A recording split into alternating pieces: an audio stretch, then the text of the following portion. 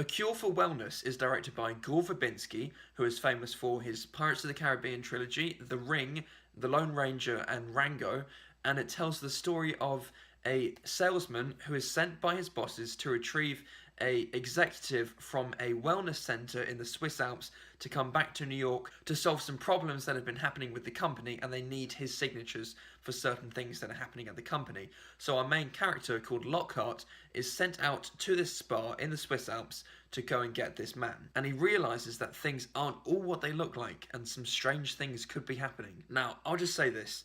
It takes a very special film to leave me stunned in my seat after finishing the film, sitting in the theatre, and I was just awestruck by this film. It was the first time I had stayed through both sets of credits. You know, there's the main credits where some music plays, and then there's the final crawl where it shows everyone who was in the film.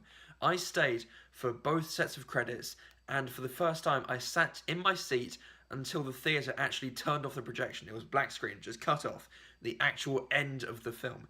The first time I'd stayed the whole way through, I was just trying to process and think about what I'd just seen. I'd seen the trailers for the film. I was really intrigued to see how weird it looked, and some of the really creepy imagery that Gore Verbinski had put into his film, similar to what he did with his American remake of The Ring back in 2002, and it looked like a really interesting story. This guy is sent to this wellness center, and it's basically a horror thriller mystery about him discovering what is going on at this place. And I immediately knew from the opening shots of the film that I was going to love the look and feel of this film.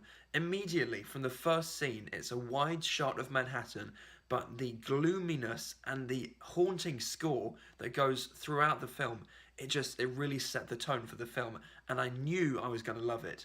And I really, really loved this film. The levels of suspense just kept building and building, and by the time the title card appeared, I already had goosebumps, and I was locked into this film throughout the entire film. The film is 2 hours and 25 minutes, and some people have said that it's way too long, but I was never bored. I was interested by every single aspect of this film. Our main character is Lockhart, an arrogant salesman who starts out the film driven by success, and he's really not that likable at first, but he's also a compelling character because he has a tragic event in his past that is constantly referenced to, and also he's done some bad things when he was trying to close an account. So his bosses basically blackmail him to go to the Swiss Alps and bring back the executive. Dane DeHaan is perfect for this role. His eyes constantly look baggy, you know he's lacking sleep, he's constantly under stress, and when the doctors at the wellness centre tell him that, you know, you're not well, when was the last time you slept a whole night through,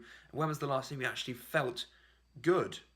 And he says, you know, I haven't felt well in ages, and you can really see that in his face. It's a really, really impressive lead performance from Dane DeHaan. The scenery in the Swiss Alps is gorgeous. Every time you actually see the mountains, the film looks stunning. And I love the location, the winding hill up to the wellness center, the surrounding villages, the difference in class between the lower class, always looking up at the wellness center, up on the hill, and then all the rich people up at the wellness center, just living life to the full.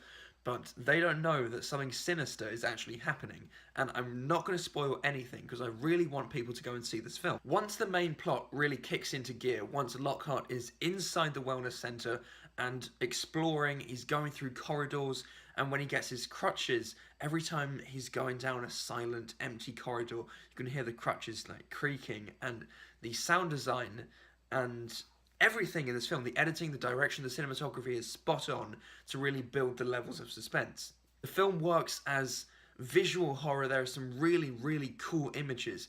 I found them cool, but lots of people will be turned off by this film because some of the images, they really stick with you at the end of the film. I can name many scenes that I was fascinated, but I was also squirming in my seat because of what I was seeing on the screen. So this film really isn't for everyone, but I think after watching it, I love this film so much. I am definitely going to try and see it again. When it comes out on Blu-ray, I will buy it. It is the kind of film that will become a cult classic in the future. But I'm already predicting it now. This might be on my top 10 favourite films of the year. I'm just saying it right now. Might not be true, but I adore this film. It works in all the aspects it's trying to be. It works as horror, thriller, and also an absorbing mystery all at the same time. Once the mystery starts to unravel, all the townspeople, some of the people at the wellness center tell him about the troubled past, about the Baron and the family who used to live at the site of the wellness center. And I love how all the stories that Lockhart learns, all tiny details conflict with each other, so he never really knows the truth. And that's the feeling that the audience gets. You never really know what's happening until the very end. Mia Goth also plays an interesting character called Hannah. She's this really weird girl who hangs around the wellness center, and once you find out her backstory, her character becomes even more compelling. Jason Isaacs also plays the really creepy doctor, and he's a German doctor, and his name is Dr. Heinrich Vollmer. If you're going to have a German doctor who is a creepy owner of a wellness center, who is possibly doing some very dodgy things, you have to call him Heinrich Vollmer. It's perfect. And Jason Isaacs, he's one of those charming, sophisticated villains, like Hans Gruber in Die Hard. There's something about those German villains that really makes them great villains. Like I said, the length never bothered me because I liked all the aspects of the film. There are many questions by the end of the film that haven't been answered, but this film makes you think. That's one of its major assets. Lots of people don't like to think after they leave the film. They like everything wrapped up for them, happy ending, but after this film, I still had at least 5 major questions that I was still trying to mull over in my head. But after a good amount of thought, I came to logical conclusions based on events that had happened in the film. So overall, I really love A Cure for Wellness. It is refreshingly weird.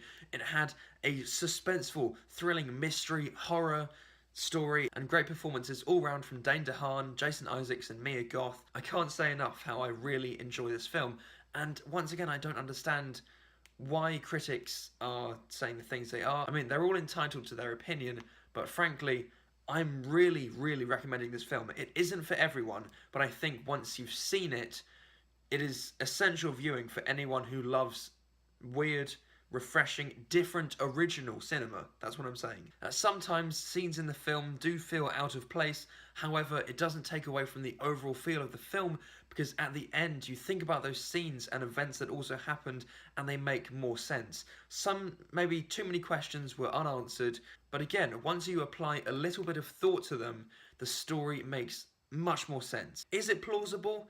I don't really care. It's an original story taking place in a world of its own, and I loved every minute of it. I'm going to give A Cure for Wellness an A.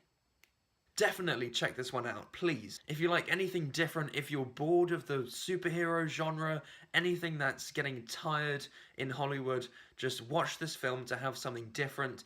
And if you feel the same way that I did at the end of the film, then it certainly left its mark on you. I've had a really great time talking about this film. As always, like, comment, subscribe, whatever you want to do. And until the next time, goodbye.